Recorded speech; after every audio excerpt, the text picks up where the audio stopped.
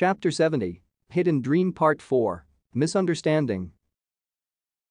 After separating at the cave and entrusting the kids with Yaezu, Naruto makes his way to the Hidden Dream Village with instructions on the safe path given to him by the old man. "Are you okay leaving them like that?" Kurama asks. "He's a complete stranger." "Maybe. But there's something about him that I don't know, I just know I can trust him." "You ever met someone like that?" "No." Naruto laughs despite himself. "Right, I forgot who I was talking to." "Ah, shut it. Then, about this great beast, you got any ideas?" Not really, no. Of course. I forgot who I was talking to." Kurama sneers. "Very funny. Well, what's your idea, wise guy?" "We first need to figure out why its chakra is mixed with the fog. If it was actually awake, I'd have sensed by now, but since I haven't, then there's still a chance it's sealed somewhere around here? Maybe, but that would mean someone besides Tamamo sealed this great beast here, which I find unlikely. This location may have some sort of connection to the Rashomon gates, and chakra is leaking through there. You sure have a lot of faith in Tamamo, huh? Alright, then we'll ask that Enzo guy Yaezu mentioned. You do know that's a terrible plan, right? I can barely even call it a plan. These people think you killed their leader and wrecked half the village, they're not going to talk. I'll just explain what happened. If I come back with no intent to fight them, they'll hear me out and realize something ain't right. It's not gonna work." "It will." Naruto speeds forward. "It has to." Not long after, Naruto finally reaches the village, helped along by more or less following the correct path and Kurama being more aware to fend off the fog's effects this time. Before he actually gets inside, he takes a moment to compose himself and meditate on a branch. Sage mode. Naruto scans the area and finds his target in no time. "I sense two strong chakra signatures. One of them has to be this Enzo Tenro. Stick to the shadows," Kurama advises. "I know how to be a shinobi, thanks." He makes note of the fog's mysterious effects. Not only does it induce genjutsu, but it apparently also interferes with his sensing, meaning he can't check up on the kids from here. Even though the fog should be behind him, there's still a lingering effect. This thing is definitely potent. They got lucky it was Yaezu who found them by the forest's entrance. With Sage Mode active, it's an easy enough task to avoid the Dream Shinobi since he can sense where they're situated. When he finally gets a good look of the destruction on the other side of the village, he has to take a moment to take in the terrible sight in front of him. He's immediately reminded of how he felt when he got back during Pain's attack on the leaf. This is terrible. Why would anyone do something like this? We're supposed to be at peace, damn it. Unfortunately, it's during peace that such attacks are most effective. It's just the reality of the world we live in. Maybe we can put an end to incidents like this in the future, or at least get people to realize we'd never do this. It'll be a tall order. But it'll be worth trying. Naruto heads into the village. He sticks as close as he can to buildings, hiding behind corners and even inside empty ones. It pains him to see just how many of them are torn down and ruined. Who could have done all this? I don't know, but if they were able to imitate us then they're no slouch. Whoever did it, I don't think they're here, though. I don't sense any chakra strong enough to pull this off. There do seem to be regular patrols out, as Yaezu said, that sweep the edge of the village and go out into the forest. He lays low until they pass and then proceeds with his infiltration. He makes his way to one of the stronger chakra, which is located in the same building as dozens of other weakened chakra signatures. He makes his way to a building that, upon peeking through a window, he recognizes as a field hospital. He slowly makes his way to the hospital roof where he finds an older man of gray spiky hair, wearing a kimono shirt and a dark fur collar. He matches the description Yaezu gave him. Here goes. Naruto breathes in to calm himself before he steps out of the shadows. It's not every day you get framed for the destruction of a village. "Enzo Tenro? Please hear what I have to say." "Who?" Enzo doesn't even get halfway through his question before he turns around and sees the man who stands before him. Acting on absolute pure instinct and boiling rage, Enzo immediately leaps and rushes at Naruto to grab him and shove him off the hospital roof. "I said wait." Naruto calls out as the two fall, pulling his arms away from Enzo's grip. "Your judgment will not wait." Enzo roars and immediately undergoes a transformation. His face transforms more canine, his whole body grows twofold and becomes covered in graying fur the same as his hair. Human beast transformation. Heavenly wolf. Enzo slashes at Naruto, but he manages to block the sharp claws with his arm guards and push the wolfman away. "I didn't do it. I was framed." Naruto tries to reason with him. "You think we wouldn't recognize the power of a tailed beast? You dare belittle us even further." Enzo's fur grows and whips around as if it's gained a mind of its own. It lashes out and goes after Naruto, circling him from all directions. Wild Wolf's Mane. Naruto manages to push it aside by using Sage Mode's increased reach to hit the fur before it even comes close to him. I know how it looks, trust me. But I'm telling you the truth. The strands of hair surround him once again, but this time don't try to grab onto him. Instead, the separate hairs stand on edge, sharp points directed at Naruto, and fire all directions. Hair Needle Senbon. Naruto is impaled by dozens of needles, but Enzo's victory doesn't last long. Where Naruto once stood is now a log, broken to pieces from the senbon. Substitution. The real Naruto appears just outside of the dome the wolf's mane had created.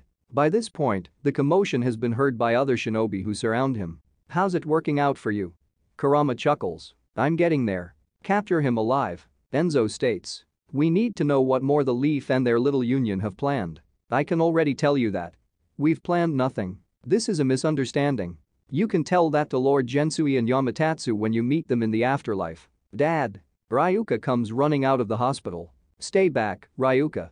Make sure everyone is safe. But, Enzo interrupts her. No buts. Leave the Jinchuriki to us. A pile of stones rises up from the ground to grab Naruto by the feet, but he jumps up in time. In the air, a gust of wind and stream of fire come at him, combining to make for a devastating combination. Naruto uses a shadow clone as a platform to jump out of the way. A dozen Nuba come running at him and take turns to attack him. When one misses, another one immediately swings to try and catch him. What are these things? Naruto eyes the weird creatures. It's weird. I should be sending their movements, but I'm not getting anything from them. He makes note of each of their positions and strikes in a swift movement. The ones closer to him, he strikes directly, while relying on Sage Mode's extended reach for some of the others. The ones near him do react in pain, but the ones further away show no signs of being hurt at all. Senjutsu doesn't work on them. The Dream Shinobi come running amidst the Nuba to continue their assault.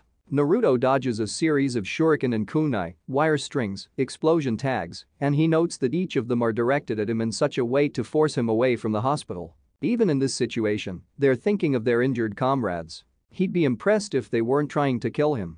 That's enough. His attire takes on an orange glow as his whole body becomes covered in chakra. Ninetales chakra mode. He extends multiple chakra arms from his body to grapple and push back anyone and everyone who's gotten too close for comfort. Most of them jump out of the way on their own, but others prove too slow as do the Nuba. Listen to me. I only arrived today, I wasn't here when the village was attacked. Then surrender. Enzo steps forward. If your words hold true, then you've nothing to fear, right? Enzo charges at Naruto with his claws outstretched. He swings his hand with all his might, but Naruto catches it easily enough. The sheer impact forces Naruto downward, creating a small crater in the ground, but he otherwise blocks all damage. Enzo Tenro continues his assault, but Naruto swiftly dodges out of the way. After a few moments of this, Naruto grabs Enzo's arm and punches him in the gut to send him flying back. You just don't listen, do you? I listened, Jinchuriki. I listened to the dying screams of our people. I listened while you. Enzo suddenly falls to his knees and coughs up blood. Dad? Ryuka takes a hesitant step forward. Hey. Are you okay? Naruto reaches out his hand, wanting to help, but knowing any movement he makes right now will be treated as hostile. Enzo begins coughing more and more blood until he can't even properly breathe anymore. He crumples to the ground, clutching his body. Dad. Ryuka runs over to him and holds his head in her arms. Wah. What did you do to him? She screams at the top of her lungs. Nothing. I didn't do anything. Naruto steps back now that the Dream Shinobi are closing in on him again. There's no way I hit him hard enough. What's going on here? Medical ninja rush over to heal him, but their efforts seem in vain. Ryuka. Enzo manages to wheeze out. Save us. He convulses on the ground before his body falls limp. Enzo Tenro lies unconscious in his crying daughter's arms. No. Ryuka gently shakes him. No. Dad, wake up. Wake up. She looks to the medics. Heal him. Heal him. Lady Ryuka, I'm sorry. The medic whispers. The Dream Shinobi charge at Naruto. You bastard. Once again, they use every conceivable jutsu in their arsenal in a barrage of attacks. In a state of panic, an explosive tag catches Naruto off guard and sends him flying back. A fire jutsu follows that he manages to swat away with his chakra arms, but a water style hits him directly. It'd normally not be a problem to resist were it not for the lightning style added to it, giving a shock to his system. Lady Ryuka, get away from here. Save yourself. One of the dream shinobi calls out.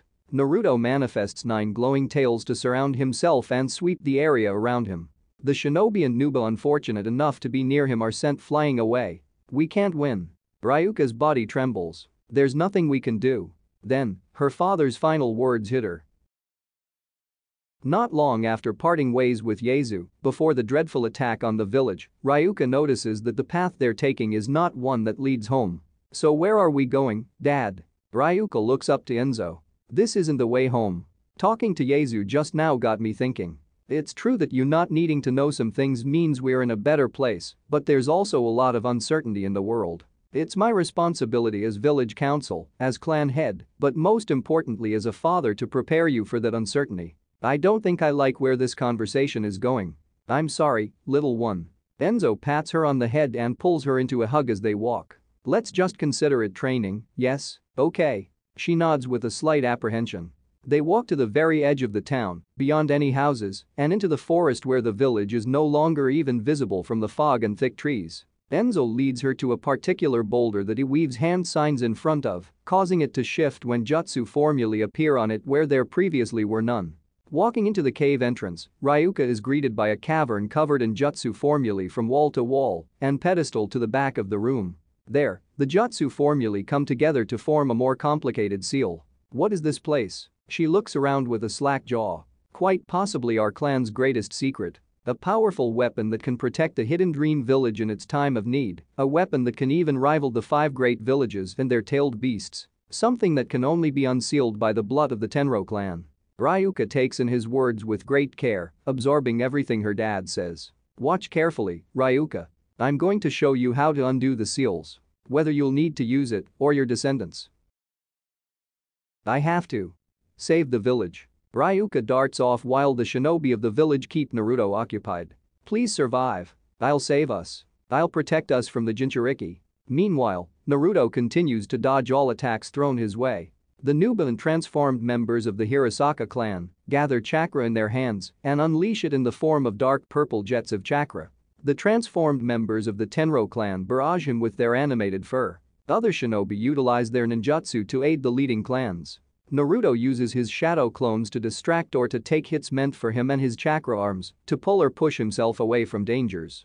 Naruto, you need to get out of here. I can't just run away. It'll only make things worse. Things are already the worst they can be. We need to regroup. No, there's something else. Naruto powers down his chakra mode and releases his remaining natural energy. He raises his hands and gets down to his knees. What do you think you're doing? What I have to. Naruto is immediately grabbed by a wild wolf's mane and held by place. Another shinobi runs in and touches his chest to send a lightning-style course through his whole body. Naruto screams in pain but doesn't resist it. One shinobi in particular walks up to him and punches him. For Lord Gensui. Another punch. For Lord Yamatatsu. Again. For Lord Enzo. Lastly, sealing tags are placed on his body, his arms, and his legs. He gave up too easily, it has to be a trap. Another warns. Kill him now. No mercy for the murderer. I know you're upset. Naruto spits out some blood. But you have to believe me. Whatever happened yesterday, whatever happened to Enzo Tenro, is not my doing. He's hit again. Be silent. What do we do now? A man asks. We have to wait for Lord Makan.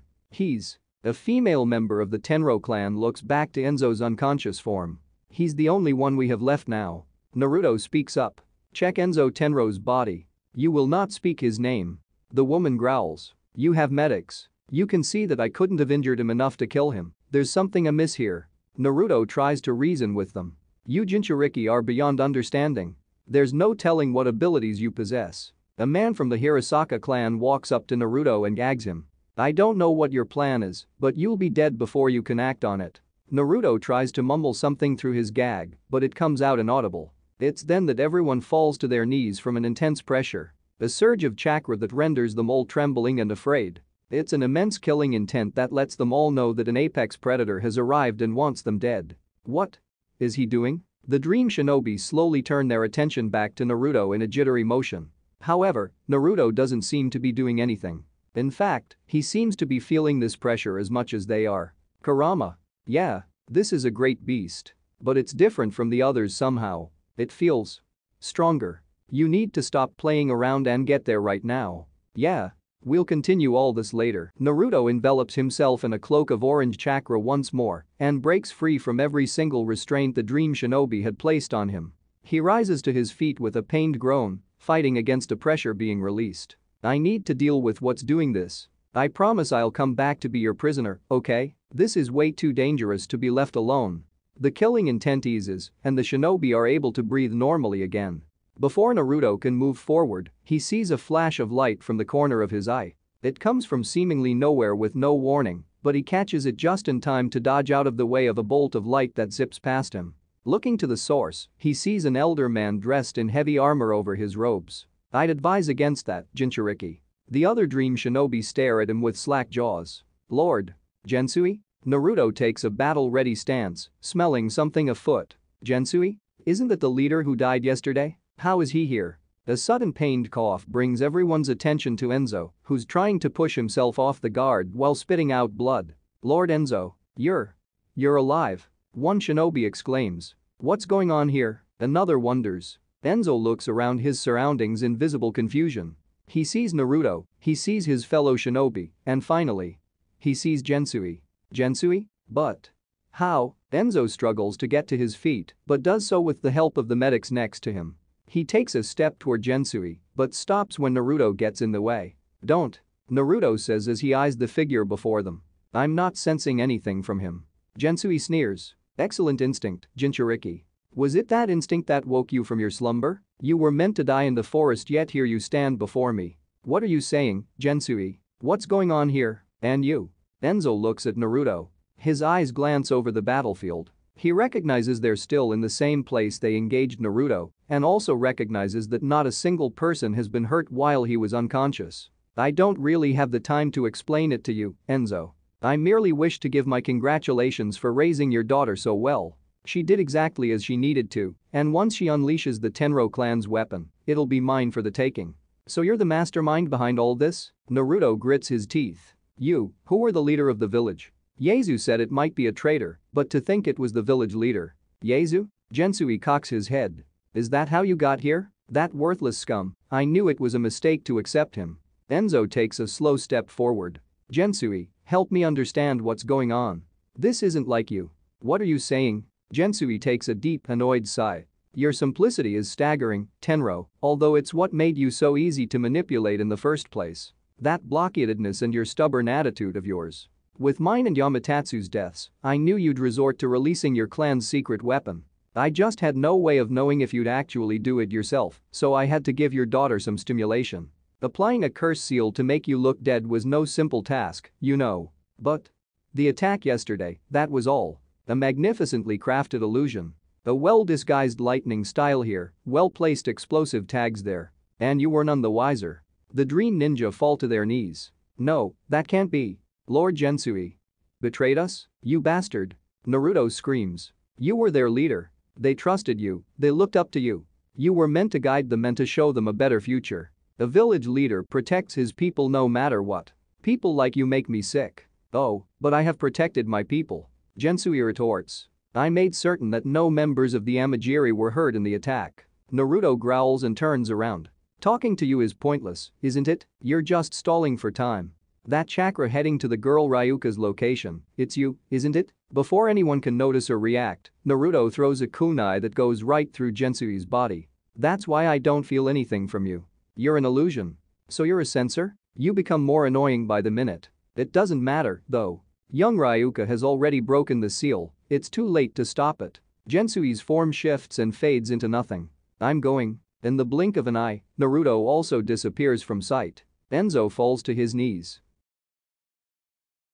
Within the cavern that her father showed her not even a week ago, Ryuka struggles to keep her focus. She did as her father instructed to break the seal, but the pressure she's experiencing is beyond anything she's ever seen.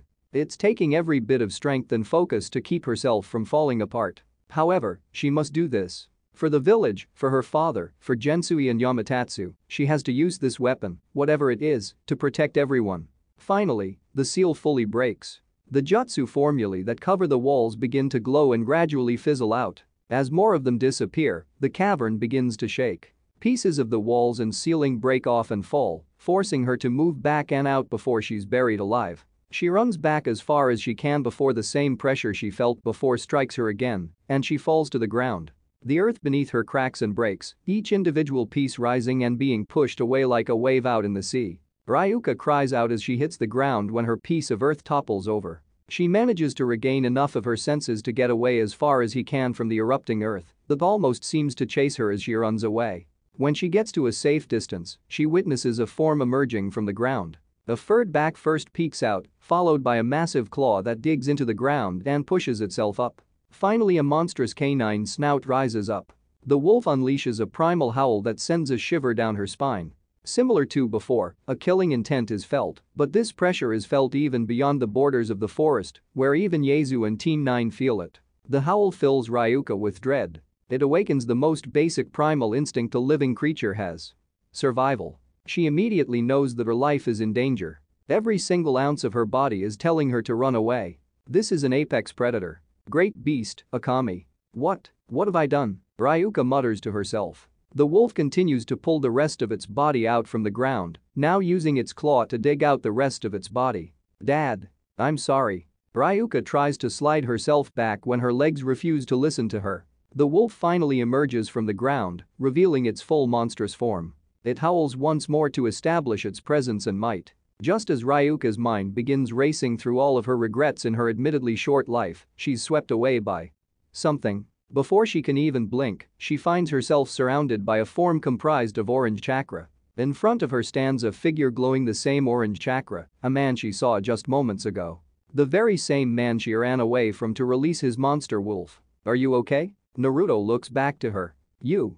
Stay away from me. Ryuka tries to step away from him, but her body feels strange. She's swimming inside dense chakra that almost makes it feel like swimming through mud, except she's somehow floating on top of that. I know you won't believe me, and I don't really have time to explain in a lot of detail. Your dad's alive, and that Gensui guy's behind all of this. What? You expect me to believe you after everything? Naruto sighs. Fine, then don't. Shadow clone. A second Naruto materializes and grabs Ryuka over his shoulder. What do you think you're doing? She demands. Taking you to your dad.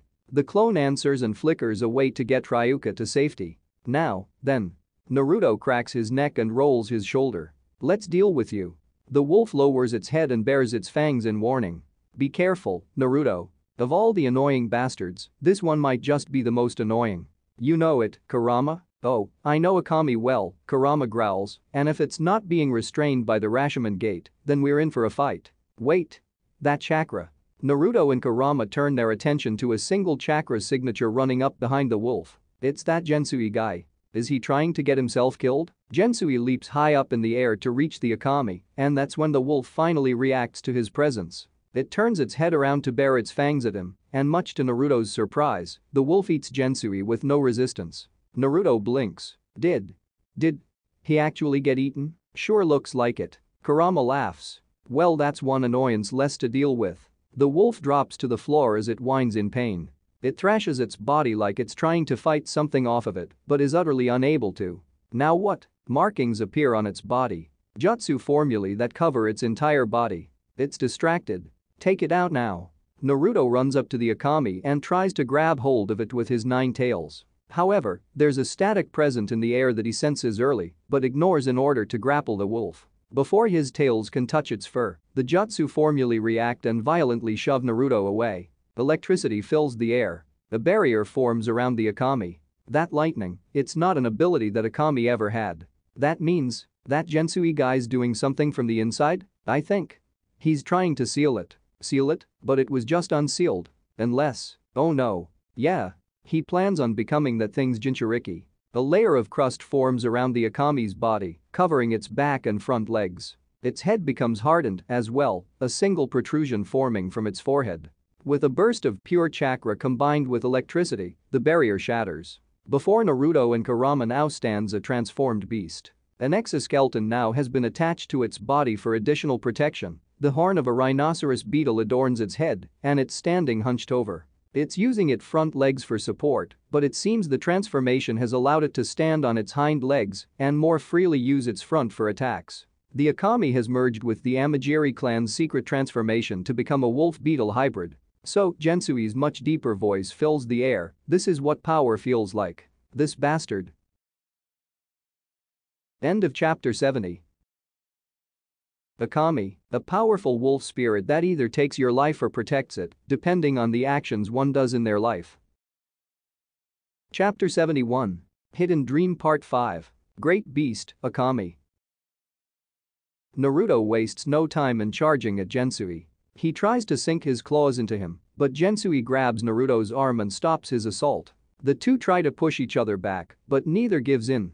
The ground beneath them breaks apart even more from the force they're exerting in trying to overpower the other. You did all of this just for some measly power? Naruto yells in rage. You killed your own villagers, your own shinobi, just for this? Someone like you would never understand. You've had power from birth, you've lived a comfortable life in a great village since birth, while the rest of us were forced to hide and cower. Your people chose this. They separated themselves from the world, no one forced them to. Typical great villages. Hiding the truth so the youth don't have to learn their bloody past. Then I'll just show you what we've been driven to. The Okami opens its jaw and gathers dark chakra into a sphere. That's… Naruto clicks his tongue. Shit. He tries to break free from its grasp and gain some distance, but the hold is too strong. Naruto, however, forces it to release him by using his tail to smack away the wolf's claws. Gensui fires the charged chakra in a straight beam of pure raw destruction, combined with lightning style. Great Beast Bolt. Naruto uses his 9 tails as a shield to block the chakra. It can use a tailed beast bomb. It's similar enough, but this one's stronger than before. Naruto is pushed back from the force that destroys his tails in the process, but he manages to regenerate them in time before he can be hit directly. You talk like you've been pushed down, but what about the others? Are Enzo and his clan not in the same position as you? He didn't seem like he wanted to kill innocent people. Because he's too much of a coward to get it done. He had all this power sealed away, waiting to be used. Yet he never did. We could have ruled the lands by now if he'd awakened this creature. You truly have gone insane, haven't you? Fine. I'm done talking. A child like you never had anything of value to say, anyway. Naruto jumps high in the air to lunge at Gensui, swinging his tails in offense. Gensui grabs them with both claws and tugs at them to pull Naruto in at a greater speed, to be impaled right on its horn. Naruto manages to grab the horn before any real damage can be done, but the electricity coursing through it is sent through Kurama's avatar to give Naruto a shock. Naruto is slammed into the ground but manages to spin around to free his tails. The two monsters continue their devastating battle to rend the forest that's been protecting the hidden dream for decades. They claw and bite at one another, use their tails to swat away any attacks. They try to bring the other down, but their strengths seem too evenly matched. Naruto. Son Goku's voice snaps him to the tailed beast shared mind space. What's going on? Your chakra's going crazy. It's a great beast called Okami. It's way stronger than any of the others we faced. The wolf? Shukaku growls. Of all the lousy luck. It's not just a wolf. The guy who released it became its Jinchuriki, so it's now much stronger. How long until you two arrive? Naruto asks. We could use the backup. We're close, but if you're already fighting it, I don't know if we'll be there in time. That's fine, if you can just lend me some of your chakra, that'd be enough. That much we can do. Shukaku's sand spills out from behind his gate. Use it well. Sun's lava sizzles forward as well. I will, thanks. How about this, you bastard? Kurama's body bursts into flames as it becomes coated in a layer of magma that burns the trees near him. Sage art lava style. Scorching armor. Naruto charges forward at the now apprehensive Gensui. He recognizes the obvious threat and that contact would be unwise. What he doesn't expect is just how flexible Kurama's form is. As Gensui move away from Naruto, Kurama's tails lash out forward and extend well beyond their reach, which catches Gensui by surprise. The Okami is grabbed by the front paws and body, its fur already burning away as Naruto gets in close to burn it even further. Gensui, however, has a countermeasure in place. As Kurama holds Okami's body in place and burns it, its body becomes encased in even more armor as the exoskeleton expands. Kurama's form is forcibly pushed away by the hard shell that now envelops the Okami's body, resembling a dark ball. Protective shell ball. Like that'll stop me. Naruto gathers a swirling ball of lava in his hand. Sage art lava style.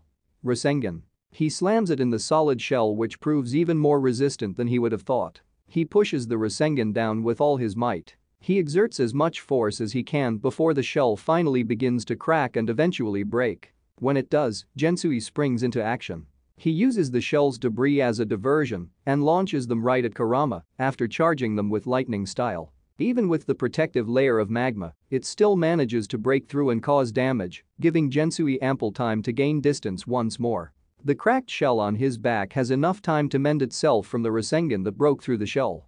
The Okami raises its arms and Gensui charges its clawed hands with electricity. Lightning style. Thunderbolt. He fires the multiple bolts right at Naruto in his immediate vicinity to prevent him from properly dodging. Naruto gathers chakra to Kurama's throat and spews several boulders of molten rock. Sage art lava style. Scorching rocks. The magma balls intercept the lightning and prevent it from reaching Naruto. The redirected lightning and melting magma instead ruin the forest even further. The whole field becomes blocked by fog from the forest and smoke from the lava. When a sliver of visibility shows itself, Naruto sees the Okami charging more chakra. In anticipation of another beam of light, Naruto charges his own chakra in a sphere at Kurama's mouth. He steps to the side to prepare to dodge out of the way and land a clean hit with his own jutsu. Great Beast Bolt. The moment Gensui fires the jutsu, Naruto goes to dodge. However, in a split-second spatial awareness, he realizes where he is. He realizes his position and, more importantly, what's behind him. The hidden dream village. If he dodges, the beam goes right past him and will inadvertently hit the village. Instead of letting pass by him, he opts to stop the bolt on its tracks. Tailed Beast Bomb. He fires directly at the Okami's bolt, the too powerful jutsu class, in a reaction that renders the entire area under it a rocky wasteland. When the dust settles, Gensui laughs. You had the perfect opportunity, Jinchuriki, and yet you didn't take it. Is it because of those strangers behind you? Why concern yourself with the weak? I wouldn't expect scum like you to understand what it means to protect others. Even though they were so eager to kill you just minutes ago? That was only because of your lies. But now that they've been revealed, we have no reason for animosity. Once you're dealt with, things will be as they should. You still don't understand. Gensui charges more lightning at Okami's claws. Lightning style. Thunderbolt. The bolts of lightning shoot out once again, and Naruto prepares to block them, but he quickly realizes they're not aimed at him. No, each series of lightning bolts are instead aimed to his side, behind him, and they're far too spread out for him to block all with his jutsu. Instead, Naruto extends his tails to intercept the lightning. 4 tails on one side and 5 tails to the other. Protecting the weak will be your downfall, Jinchuriki. While Naruto is distracted with the lightning style, Gensui fires another great beast bolt that Naruto is forced to block with barely enough time. Protecting people is never a weakness. Naruto shouts. Gensui begins an assault aimed at the hidden dream, forcing Naruto to go completely on the defensive. He continuously switches between Bolt and Thunderbolt to keep Naruto on edge, to the point where he releases his scorching armor to focus fully on making sure the hidden dream is not destroyed more than it already has been. He manages to find a precious moment where he has the time to summon shadow clones to take the hits instead. This is why you'll lose, Jinchuriki. Gensui laughs at Naruto's attempts to keep the village despite to the point of risking his own life. Another, very familiar, voice fills the air despite the commotion. Is this really enough to stop you, Naruto? Amaterasu. Black flames hit Okami's back, it whines in pain. The giant form of a violet-winged humanoid materializes from seemingly nowhere just above it. Susanoo. A large blade manifests in the humanoid's hands that's sent straight down to pierce the shell. The blade meets the black flames and makes a big crack in the tough exterior. The armor that covers the Okami's body expands to protect more, 2 additional insectoid arms sprouting from both sides of its body. The Okami spins its body around, causing the blade to drive down and giving Gensui the opportunity to channel lightning at point blank.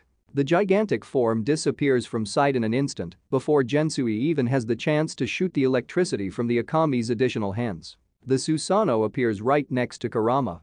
Sasuke. Naruto calls out. What are you doing here? Your toad delivered your report. Sasuke explains. The Hokage sent me here as backup in case things go south, although looks like they already did. Yeah, you could say that. The Okami breaks off the piece of its shell that was set aflame by Amaterasu and regrows it. Sasuke watches the shell clatter to the ground. Looks like you have an annoying enemy. So this is a great beast, huh? And then guy, Gensui, I think he became its Jinchuriki. Oh, great. Gensui stomps on the ground. It doesn't. He growls. Doesn't matter. How much backup? He claws at the base of his horn. Doesn't matter. Gah. What's happening to him? Sasuke asks. I don't know. Naruto answers. Oi, Naruto. Haven't you infused enough chakra into the ground? Kurama reminds him. Now's the time to end this. Oh yeah. Kurama sighs in exasperation. Naruto slams his hands on the ground. Sage art magnet style. Grand Sand Mausoleum Seal. A tower of sand erupts from the ground around the Okami and buries it in it. The sand twists and pushes to create the solid form of a pyramid. Markings spread across the pyramid's layers to seal it away, but they don't all reach fully around its walls. Is it over? Just like that? Naruto grunts. There's resistance. Static fills the air around the sand jutsu shortly before all the sand is sent flying back from a huge bursts of lightning. The Okami howls loud enough to be heard throughout the land. Damn, using magnet style is hard. How does Gaara do it? Controlling this many individual grains of sand requires a lot more focus than you're capable of. Sasuke adds in a dry tone. He possesses finesse that you couldn't hope to attain. Kurama states. Just stick to Sun's lava style, it's more your thing. Just whose side are you two on, anyway? Naruto protests. The Okami bares its fangs and approaches them much more like an animal would. Has he gone insane? Naruto wonders. It's possible his mind's been overtaken. To begin with, the great beasts are apparently unstable masses of our chakra, so that would make it more difficult to become one with them. Sasuke, Naruto turns to his friend. We need to keep it contained before the area gets destroyed. Sasuke looks around at the turned over earth, scorch marks, burned and broken trees. A little late for that, don't you think? It's also about the hidden dream village. Naruto points behind him. It's still in the crossfire. And how do you propose we solve that? Like this, shadow clones. 4 more Kuramas appear next to the original, each with a shadow clone to control it. They immediately spread out and head to different directions. Okami immediately pounces at one of the clones with lightning gathered in its claws, but just before it swings down to slash at Kurama's back, Susanoo appears in its place and Sasuke blocks with the sword. Sasuke swings his sword again to force it back, but it protects itself with its new sturdy exoskeleton. Naruto charges into the fray, and the two of them keep it occupied. The Okami now very visibly fights like a wild animal. The thought and calculated actions of Gensui are no longer present. When Naruto and Sasuke surround it, it unleashes a burst of electricity that has some kind of additional force to it, almost like that kinda felt like being hit by its beam, just weaker. Naruto notes. Yeah. Kurama agrees. It seems like it's assimilated Gensui's abilities with its own. The 4 shadow clones get into position surrounding the original, Sasuke, and Okami. They go through the seals and clasp their hands. A red light emanates from them. The red light extends to form a wall that connects to the 2 clones adjacent to each of them. 4 red yang formation.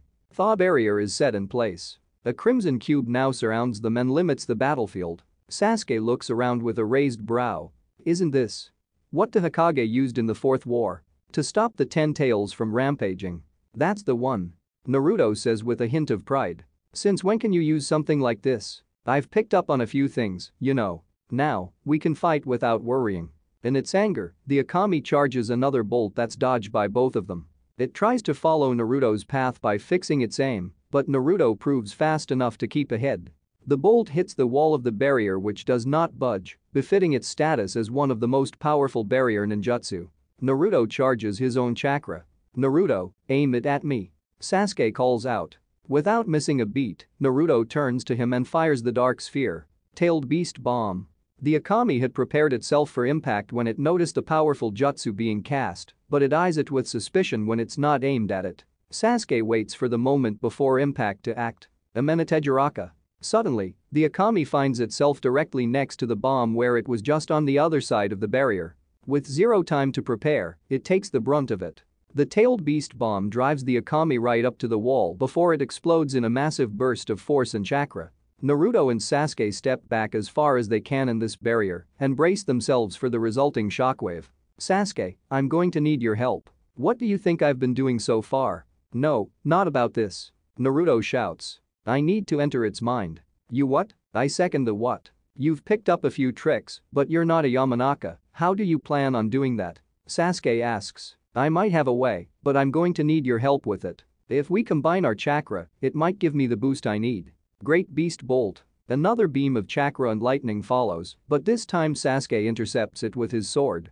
The blade crackles with electricity and is set ablaze by black flames that add to its power to more easily resist the Okami's jutsu. Blaze style? Chidari. With a single twist and swing of the sword, Sasuke pushes back the bolt of energy and ends the attack. Let's do this. Sasuke steps toward Naruto. As Susanoo and Kurama get closer, their forms begin to meld and merge. The violet armor of the Susanoo slithers across Kurama's form and manifests itself once more. Full-body armor wraps itself around Kurama's body, arm guards around his arms, a helmet over his canine head. 6 paths. Nine-tailed Susanoo. Naruto calls the sword to his arm, still burning with black flames, and channels his wind style into it. The Amaterasu's flames rise like a curtain, now being stronger than before. Okami charges forward with lightning channeled through its horn. The more the fight progresses, it seems the more energy and chakra it emanates. Its body is coated in a thin layer of chakra, similar to what he fires through its great beast bolt, and with the addition of lightning style from Gensui, it becomes a powerhouse in its own right. Naruto tries to swat the horn away with the flaming sword, but the Okami holds strong. It digs its heels into the ground to prevent itself from being knocked to the side. In the end, they both pull back and charge again for another assault. So what does this plan of yours involve? Sasuke asks. I need it to stay put for a bit, so I gotta tire it out first. Naruto explains. I don't think it has any intention of slowing down. It'd be much easier to just kill it. We can't. Or. Not yet. I need to make sure of something, alright? I need to do this. Naruto looks back to him with pleading eyes. Sasuke sighs. Fine. Do what you have to. Naruto continues the fight with the goal to get the Okami tired enough. Using his superior agility, he practically dances around, and even if it gets too close, Sasuke immediately uses his Rinnegan to swap places with a tree and catch the wolf by surprise. The Okami puts on a fierce fight by using its natural weapons in conjunction with its newly enhanced body and abilities. It lets out bursts of raw chakra or lightning style, which are countered with Naruto and Sasuke's combined might. The fight goes on for a while longer with Naruto taking more control. When he finally deems it enough, he summons 3 more shadow clones within the barrier. Alright, it's now or never. The 3 clones run to surround the Okami. Similarly to the 4 that created the barrier, these 3 emit a green light that forms a triangular walled enclosure around the Okami alone. 3 directions seal. Even Fuinjutsu, huh? Sasuke sounds mildly impressed. The 3 clones step closer to the Okami to close in the walls on it, while it remains motionless. Naruto presses his hand against the outer wall and focuses.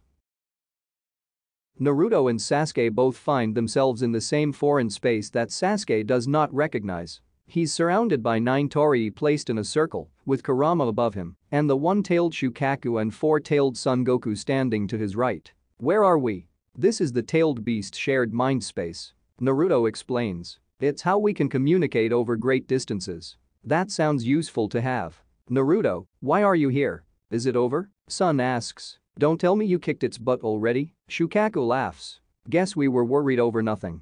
It's not over yet.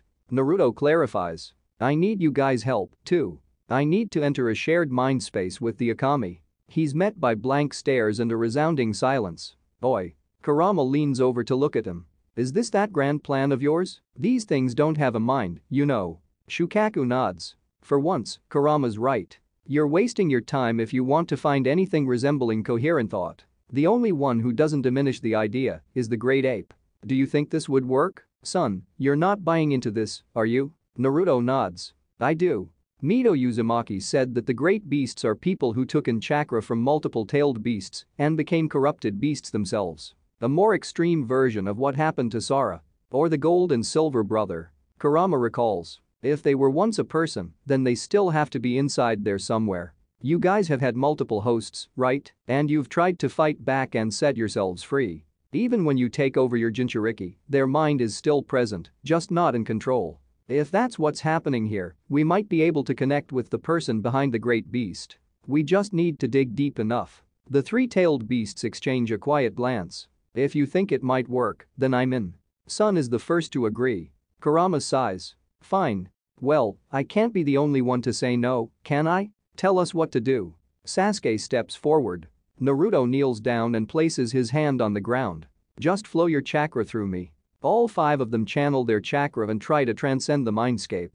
The tailed beasts have experience jumping through They each have their individual space that's shared with their Jinchuriki if they have one, and another shared space. This space. They know how it works and know the logic behind it, but this requires forging a completely new path. With Naruto serving as a connecting force between them and the Okami's body in the real world, they eventually begin getting a grasp of the wolf's mind. They start to become acquainted with its chakra. This chakra is mostly mine. Kurama observes. Sun raises a brow. I think I feel some of mine, too. And Matatabi and Kakuo, too. Shukaku notes. The ground beneath them begins to rumble, the white void that they occupy begins to bend as they pour more chakra into this attempt to establish a link with such a foreign entity. Sasuke grunts. I don't think this'll work. It has to. If we can just. Naruto pushes himself to the brink, using all of his chakra to overpower the barrier that exists between them. Suddenly, their surroundings calms down. The ground no longer trembles, there's no longer a whirling and screeching to fill the air. When Naruto and Sasuke open their eyes, they find themselves in a muddy room. A suspiciously omnipresent light source reveals the empty room. The brick walls are almost entirely bare, save for some patches of crusted mud that's found its way on there and moss that's begun growing under its favored conditions. Sasuke finds himself in ankle-deep mud and groans in disgust. Naruto, unfortunately for him, is in the same kneeling position he was until a moment ago, which means his hands and knees are also now caked in mud. He quickly jumps up and tries to shake the mud off himself. Yuck. I'm going to assume it worked. Sasuke looks around the dungeon they've found themselves in and quickly spots a slightly elevated corridor that leads out of the room. I think so? It looks kinda like Kurama's old seal. Naruto trudges through the mud to look around. Be careful. You're the last person to tell me that. Sasuke sees a small pebble outside of the muddy room and swaps places with it, using a Minato Jiraka. Naruto rolls his eyes. Show off. With absolutely no warning, Naruto finds himself shunted from his spot in the mud to the end of the corridor, having swapped places with Sasuke. Being placed on the end of the ledge, he has to balance himself from falling backward back into the mud. Sasuke reappears back in the corridor while another pebble plops in the mud where he just was. He grabs Naruto by the collar and pulls him forward. Give me a warning next time. Naruto protests. It's faster this way. Sasuke ignores his complaining and just walks forward. The corridor goes on for a while with only the squelching of mud and occasional bubbling to keep them company. In the process of still cleaning his hands from mud, Naruto reaches over to clean himself off Sasuke's cloak. At the last moment, Sasuke pulls it away from his grasp. Don't even think about it. He says without so much as glancing back. The corridor does eventually get darker to the point where Naruto has to pull out a flashlight so they can see their path better, not that it ever diverges beyond straight ahead. Before they manage to get to their wits' end, they enter a new room, finally. The mud here is higher than it is in the previous room, and this one isn't empty. There's an unfamiliar man lying against a wall to the point where only his head and chest are visible above the mud. Hey! Naruto calls out to the man and jumps in the room. Sasuke face palms. Weren't you the one who said to be careful? As soon as Naruto begins trudging toward the man, a different voice calls out from the corner. Jinchuriki? Naruto turns around to see a very distraught and very panicked Gensui Yamajiri. It's you. It really is you. Gensui gets up from the mud and slowly makes his way to Naruto. You have to get me out of here. Naruto clenches his fist. Why the hell would I do that? Because you help people in distress. That's what you hero types do, right? Well, I'm in distress. He places his hands on Naruto's shoulders. Naruto shoves him away and onto his back, sending him back into the mud. Is this the guy? Sasuke asks. Yeah, this is the guy who betrayed his village. Gensui lifts himself back up again. We can argue about all of that once you free me from this prison. He protests. Growing ever angrier at the mere sight of him, Naruto sucker punches him and knocks him out in an instant. It's better than what you deserve. It's not every day I see you get this worked up. Sasuke leans down and grabs the old man by the hem of his robe and props him up so he doesn't drown. You didn't see the village. Naruto stares at the unconscious Gensui. What he did to his own people. With all of the commotion, the other man stirs awake. You. Who are you? As he shifts in the mud, there's the faint rattling of metal. It's okay. Naruto holds up his hands and walks closer. I'm not here to hurt you. My name's Naruto Uzumaki. You mind telling me yours? He kneels down in front of the man. The man looks around in confusion. I don't know. I don't remember. I'm just. The man suddenly jolts up.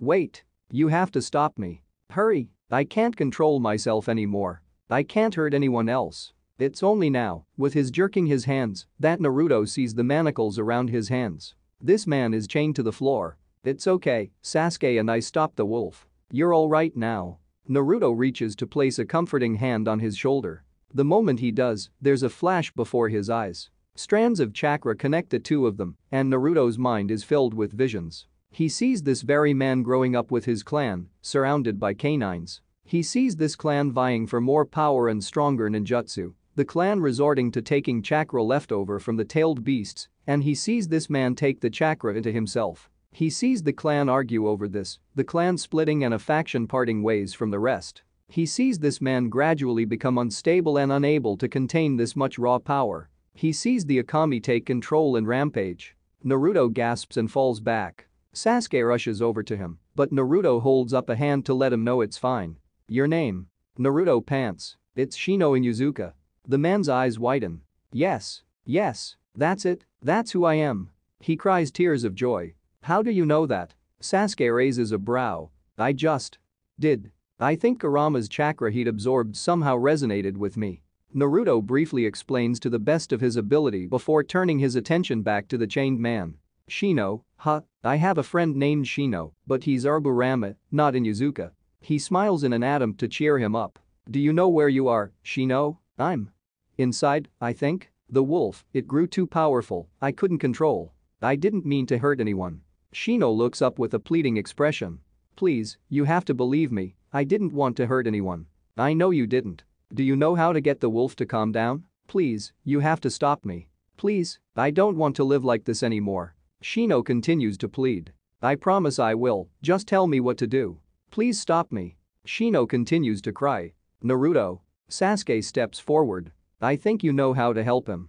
He says grimly. But I want to see my family. Shino whispers and falls back onto the wall, hitting his head, but he doesn't seem to care. Please, I don't want to be like this anymore. Hey, do you understand what that means? What I'd have to do?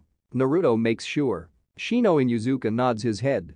Naruto remains still and silent for a moment. He reaches to the holster on his behind, under his orange cloak, and takes out a three-pronged kunai. This'll only hurt for a bit, okay? Naruto places a hand on Shino's shoulder, this time there's no reaction. He leans closer and hugs Shino with one arm, to not let him feel alone at such a time. Shino gasps when a sharp pain hits his stomach. He coughs up blood and leans his head on Naruto's chest. With a smile on his face, Shino manages to whisper, thank you, before his breathing slows. Back in the real world, the Okami finds itself with a blade, coated in lightning and fire, stuck in its abdomen. Naruto's 3 shadow clones release the Fuinjutsu and dismiss themselves. It howls and whines as its whole body becomes enveloped in Amaterasu's flames. When struck on the body, it was able to coat itself in an exoskeleton and remove the pieces that were burning, but when the burning is on the inside, there's very little it can do. The great beast falls to the ground and its body begins to shrink. The shell and horn that weren't originally part of its body break off and fall to the ground. As the Okami's canine body disappears, there's only one figure left on the ground. Gensui Amagiri lies dead on the ground with a stab wound through his abdomen. Naruto and Sasuke release their 9-tailed Susanoo and fall to the ground. Naruto's other 4 shadow clones remove the barrier and dismiss themselves. Naruto walks over to Genui's body and stares at him for a moment. Are you okay? Sasuke asks with genuine concern. Yeah. Naruto answers in a raspy voice. I'm good. Naruto summons 2 shadow clones that cover Gensui's body with their cloaks and pick up from the ground to carry. Let's go back. Naruto begins walking to the hidden dream village. End of chapter 71. Name meaning. Shino Inuzuka. Named after the fictional dog samurai of the same name, from Nanso Satomi Hikenden. Tale of the 8 dogs where Naruto's Inuzuka clan got their name from. Trivia. In the game Naruto Shippuden, Kizuna Drive that this arc is ripped off from. Inspired by, the beast is not a wolf, but still very vaguely canine-like. It's simply called the 3-headed guardian beast. Chapter 72. Hidden Dream Part 6. Connection. The mood within the Hidden Dream Village is different. After the truth was revealed to them, things didn't exactly get better or worse, just different. There's still a melancholy and dread, but where before it was from the betrayal of the Hidden Leaf and murder of their leader, now it's from their own leader betraying them. The shinobi are still reeling in from everything while trying to hunt down the Amajiri clan who have mysteriously disappeared, along with Makan, who was revealed to be a part of this. The village is full of lost hope. Naruto, for his part, has been trying to help in every way he can. His shadow clones have taken to cleaning the city and salvaging any belongings that can be salvaged. The Dream Shinobi were unsure how to take in any of this, but they quickly saw that their attempt to capture and kill him has not left any malice in Naruto.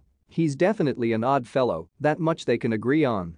While the clones are working on helping with whatever they can, the original Naruto is standing on the hospital rooftop with his back pressed against a wall and staring blankly at Yaezu. "So? You're saying?" "Yes." Yaezu nods as he speaks in a hushed voice. It seems telling his grandnephew the truth took more out of his old body than he thought it would. "You're Mom's?" Yaezu nods again. "And you're my?" Yaezu nods once more. Naruto slides down to sit on the ground with his head in his hands, absorbing everything he heard.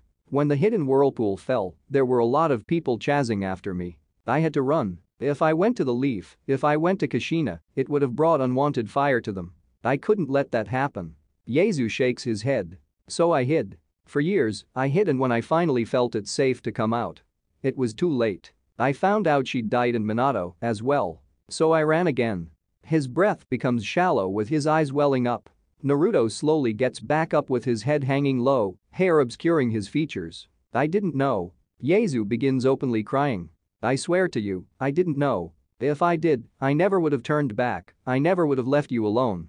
Naruto walks over to him and places a hand on his shoulder. "I know." He pulls Yaezu in for a big hug. "I know." Yaezu returns the embrace, and the two remain in that position for a solid couple of minutes. Both crying, both not saying anything, both glad to have found family.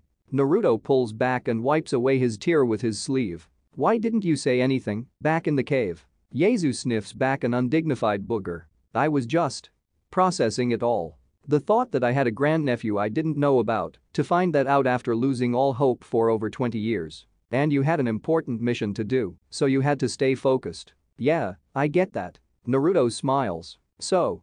What happens now?" "This is kinda my first time finding long-lost family, so I'm kinda clueless. You and me both." Yaezu laughs. "I mean, you gotta come back to the Leaf. It's not just me, but a bunch of other Uzumaki, too. I doubt Granite Tsunade would mind at all." "Princess Tsunade? Is she part of the Uzumaki clan, too? I thought she more identified as a Senju." "Oh, no, she's the 5th Hokage, so I guess she'd have to give the okay for you to move into the Leaf." Yaezu raises a brow. "Tsunade's the Hokage? Really?" Naruto nods. "She is. Has been for 10 years now. Although there was that one time where she almost." He shakes his head. "Actually, never mind, we can talk about that later. I look forward to hearing anything you have to say." Yaezu grins. "I got to make up for a lot of lost time." "We have the time," Naruto claps him on the back. "Uncle." Yaezu smiles. "Yeah. We do." He pats Naruto on the back in return. The two of them walk back inside to regroup with the relief effort. There's much more to be done, and this has been Yaezu's home for a while now. He has to do whatever he can for it. Naruto chooses this time to find his kids taking a break in a little side room. Yakimaru's been using his medical ninjutsu to aid, while Katori and Shoto have been using more common methods to help those with lighter injuries. It's clear they've been working hard, especially Yakimaru, who's sweating profusely. He walks over to Yakimaru and taps him on the shoulder, transferring some of his own chakra to the boy to bolster him. "Take care of yourself, alright? Third clause? No medic ninja shall ever die until they are the last of their platoon." Yakimaru recites his medical studies. "I can't put myself at risk if it means I won't be able to heal someone else." "Atta boy." Naruto gives him a brief hug before turning his attention to Katori, who's sitting uncharacteristically quiet in the corner. As he walks by, he pats Shoto on the shoulder and gives him an approving nod. He finally goes and sits by Katori's side. "Yaezu told me about Makan. I'm really sorry, Katori." Katori just lets out a faint whine. "It's fine. I know what it's like to wonder who you are and where you're from, and I also know what it's like to finally find out. We can work on tracking him down, we can figure out where you came from." "Dad." Katori places her hand on his arm and looks up to him with a forced smile. "We don't have to." I'm happy where I am, so I don't need to know where I was. Shoto narrows his eyes. Then why did? Katori glares at him. I said it's fine. Yakimaru curls up quietly in his seat. Naruto glances between the kids and slides off his seat to look his daughter in the eyes. You know you can talk to me about anything, right? No matter what happens, I'll always be by your side. He kisses her on the forehead. I know, Dad. She leans her head against his shoulder. Shoto crosses his arms. The slightly tense moment is interrupted by a knock on the door. Excuse me. A familiar older voice comes through before opening. Enzo Tenro walks in with his daughter, Ryuka, and Yumito Hirasaka.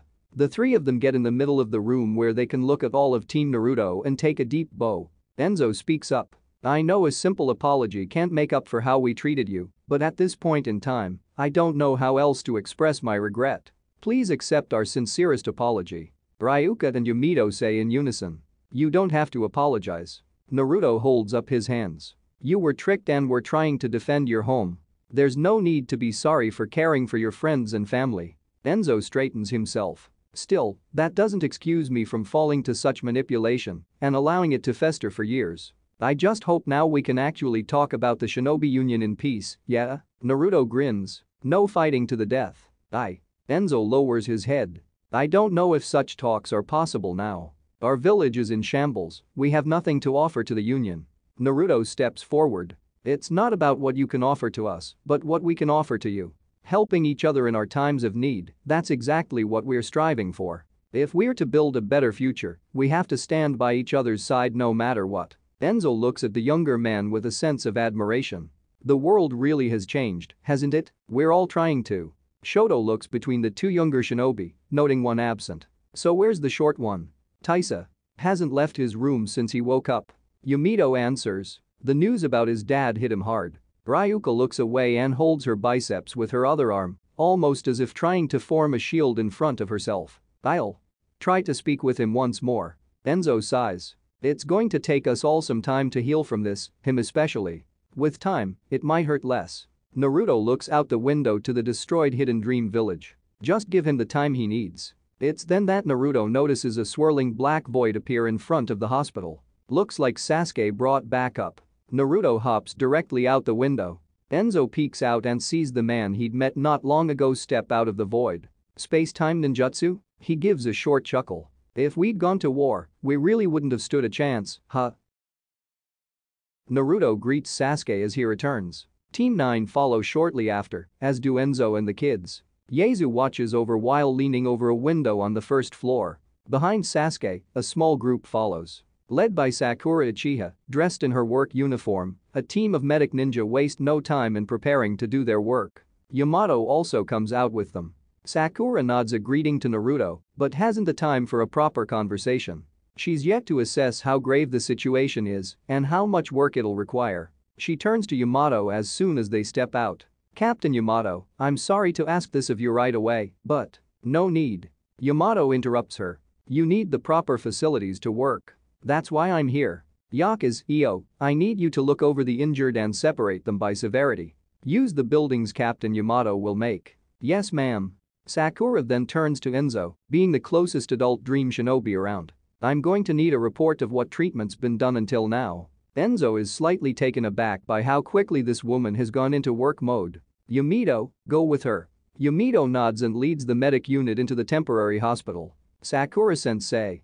Yakimaru jogs up to the medics. I can help too. I've given what treatment I can, but I'm still. That's fine. Sakura ruffles his hair. We can use your help too, Yakimaru. Yakimaru beams. As they all walk by, a shadow clone awaits them by the front door. With each person that passes him, he places a hand on their shoulder and imbues them with some of his chakra. A thin layer of red chakra surrounds their forms, and their cloaks turn from white to glowing orange with chakra. Thank you. Sakura nods to the clone. Yamato walks over to the real Naruto and stretches his arms in preparation for the hard work to come. This is the second time now that I've had to rebuild a village after you visited. He recalls the partially destroyed Kusatsu town, the very first mission he had after leaving the Leaf. Sorry about that. Naruto rubs the back of his neck. Enzo wonders how this could even be such a common occurrence. Well, I best get to work. Nato pats him on the shoulder as well and gives him the same cloak of chakra to bolster his abilities. I have a couple hundred shadow clones running around if you need any help with anything. I'll keep it in mind. Yamato nods. Naruto then turns to Sasuke. Is that everyone? Not even remotely. How did I end up being a ferryman? Sasuke sighs. I'll be right back. With another swirl of black energy, he disappears. Naruto and Enzo exchange a confused look but wait it out. After a couple of minutes, the space-time ninjutsu appears again. This time, the first person to walk out is none other than Hinata Uzumaki. By her side, dressed very differently from normal in a gray suit and black overcoat, is Ino Yamanaka, followed by a small team of shinobi dressed in gray suits. Hinata? Naruto cocks his head. What are you doing here? Mom. Katori runs to Hinata and hugs her tight around the waist. Hello Katori. Hinata returns the hug. Lady Tsunade sent me to take over negotiations in a more official capacity. She turns her attention to Enzo. You must be Enzo Tenro. I'm Hinata Uzumaki, representative of the Shinobi Union for the Hidden Leaf. It's a pleasure to have you. Enzo bows. Ino steps forward. And I'm Ino Yamanaka, head of the Hidden Leaf Sensory Division. My team will help hunt for the traitors and root out any who still remain in your village. We'll be counting on your aid. Enzo bows to her as well. I'll summon our censor right away to aid you. That'd be appreciated. You look pretty official. Naruto looks over Ino's new attire. I'm here on official business, after all. I have to look the part. Ino winks. Let's get to work. She beckons her team and goes to get settled. Naruto goes to give Hinata a quick hug. Are you alright? She looks him over. Both of you. We're fine, Mom. Katori reassures her while still holding on tight. Got in a bit of a scrap, but we pulled through. I'd like to hear all about it, but I first have to tend to my assignment. Actually, before that, let me introduce you to someone. Naruto beckons for Yaezu to come to them. Hinata raises a brow at the old man leaping through the window. Uncle Yaezu, this is my wife Hinata. Hinata, this is Yaezu. My mom's uncle and my granduncle. She looks between them with confusion. You mean, your actual? My actual granduncle, yeah. Naruto flashes a wide grin. My actual family.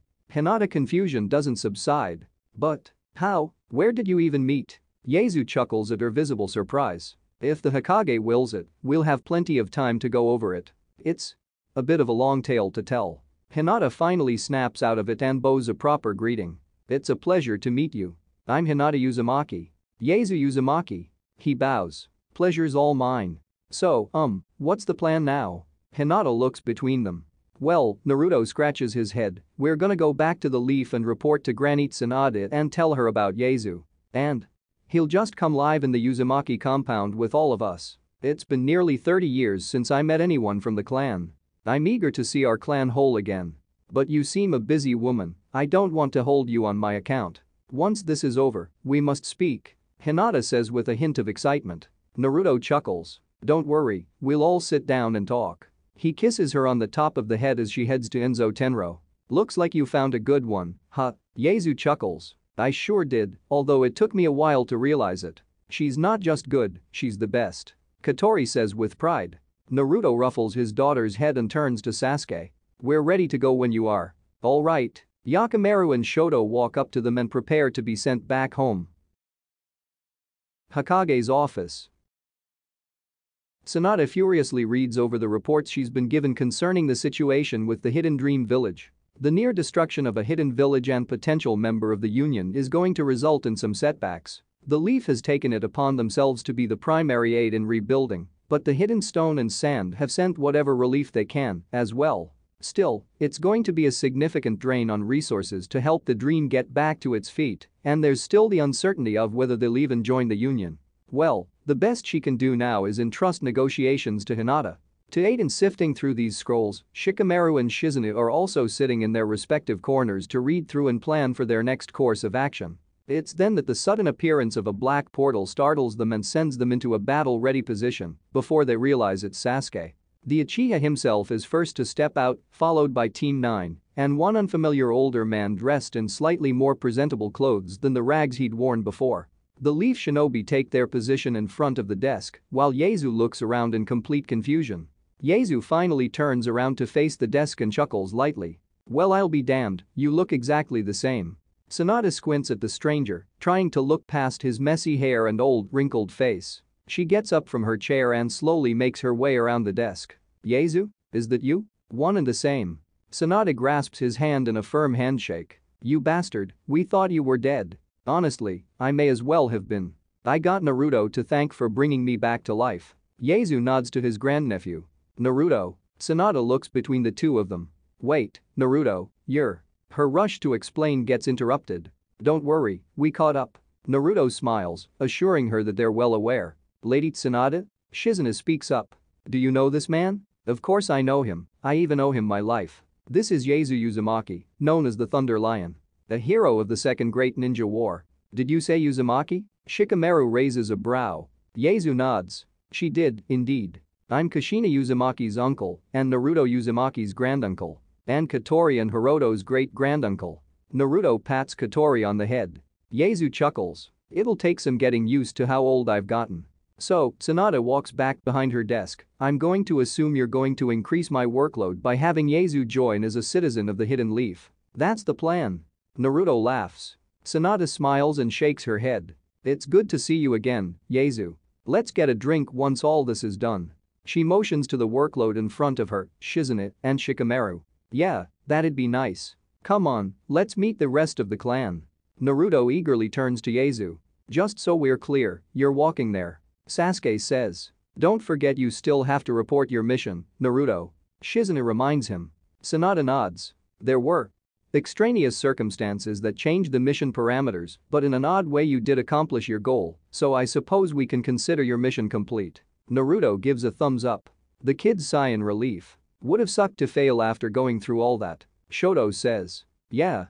Yakamaru agrees. Naruto brings them all in for a group hug. You kids did good. Now how about we go home? That'd be nice. Katori buries her face in Naruto's arm.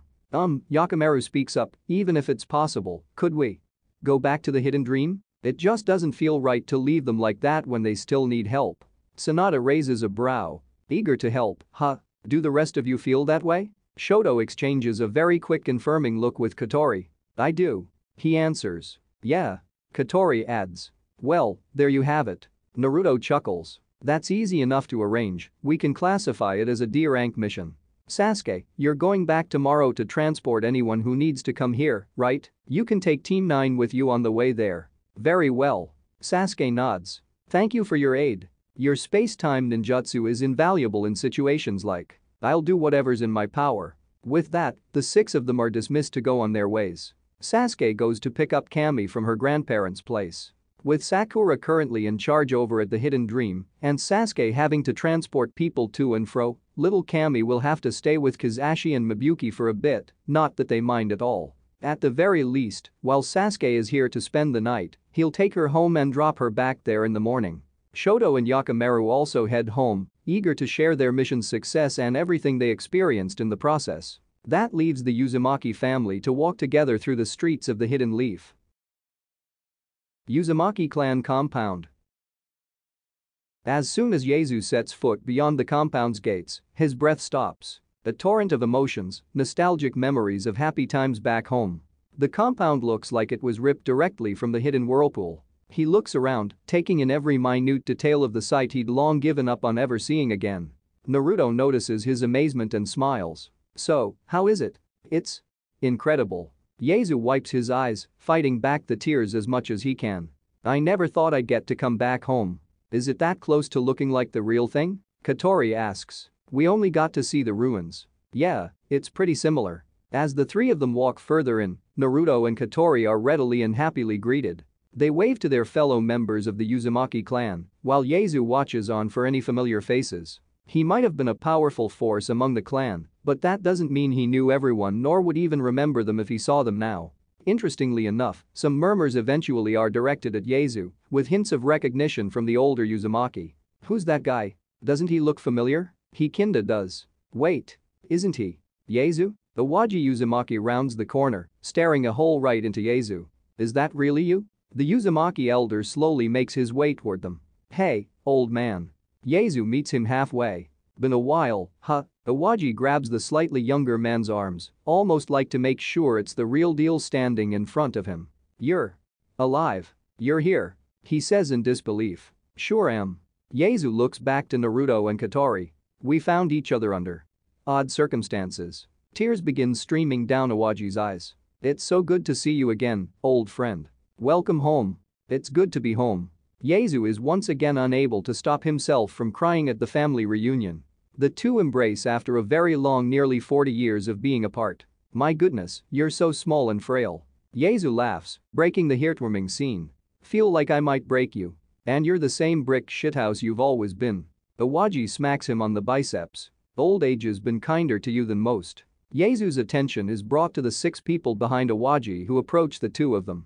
Awaji turns around and smiles. Ah, Yasu, allow me to introduce you to my daughter Minami and my son-in-law Hyogo. Retkin, it was previously his son Akashi and daughter-in-law Kaikyo. Minami? Well, you were a babe the last time I saw you. Probably don't remember me, huh? I'm afraid not. She gives a nervous laugh. But I've heard the stories of the Thunder Lion. That's you, isn't it? I'm sure it was all exaggerated. Yasu waves it off. And these are my grandkids. Michi, Senjo, Saki, and Asuka. Awaji introduces them from oldest to youngest. The 4 of them bow, and Yasu bows back. You can just call me Sen. He says in his usual boisterous voice. It's an honor to meet you, sir. Asuka politely addresses him as the more well-mannered of the group. This will take some time getting used to, won't it? Yasu says. Naruto claps him on the back. Maybe, but we got time. Gramps, we're gonna need to put on a huge welcome. Consider it done. Awaji laughs. Well, that might have to wait a bit. Yasu says. There's still things to be done back in the Hidden Dream Village. I might be coming to live here, but I did call the dream home for a good few years. I owe it to them to see it through. Whatever you still need to do, Yasu, we'll be here. All of us. Awaji motions to the gathered Uzumaki, curious to see who it is that's newly arrived. Come on, I'll give you a tour of the place, and you can meet Hiroto. Naruto ushers him on. He's a real handful. Katori beams despite the apparent warning complaint. That sounds nice. Yasu bids his farewells with Awaji and his family and goes to get acquainted with his new home. Over the course of several days, the Shinobi Union would continue to help the Hidden Dream Village get back on its feet. The main contributor to fixing the village itself is, of course, Yamato, who got the infrastructure back to a respectable level. Thankfully for him, the dream wasn't completely destroyed like the leaf was years ago, so it was a simple enough task to create new lodging. Having his strength boosted by Naruto's chakra also helped.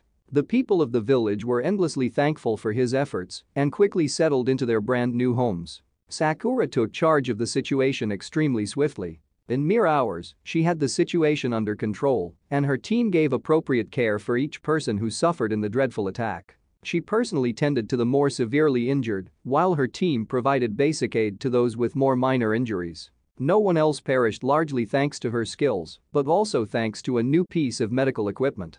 When the Hidden Rain joined the Shinobi Union, they shared much of their technological discoveries, which included the chamber that kept Conan alive for nearly a year.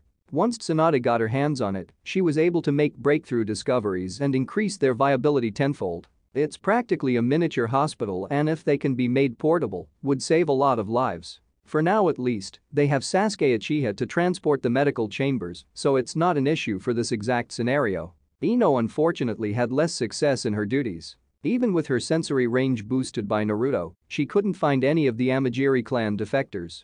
The Amagiri shinobi who were still in the village had their minds read by Ino's analysis team, and they were found as being completely ignorant of what their fellow shinobi were planning. For the safety and security of the village, Enzo enforced for even non-Amagiri to have their minds read, which was met with protest. Some readily agreed, but a good portion of the shinobi refused to be treated like suspects. Morale took quite the dive, and Enzo found himself scouring for solutions and wondering what to do. Enzo and Ino came to the decision to not force the people of the Hidden Dream to do anything against their will, but that still leaves Enzo questioning if any of those people were secretly in league with Gensui and Makan. Despite the commotion caused by the analysis team, negotiations between Hinata and Enzo went well. People may have been displeased with the mind reading, but no one could deny that the new homes and medical treatments weren't lifesavers. The Hidden Leaf and the Shinobi Union came through and saved their lives from whatever Gensui Amagiri had planned for them. By the end, Enzo Tenro officially announced that the Hidden Dream Village will join the Shinobi Union. Last but not least, Team 9's continued help does not go unnoticed or unappreciated. The Dream Shinobi still try to make it up to them for suspecting and trying to kill Naruto, even if they were unsuccessful. At one point, Taisa Amagiri does emerge from his room to offer his sincerest apologies, which Katori quickly accepts by hugging him. Taisa grows very uncomfortable by the suddenness. Inuzuka household.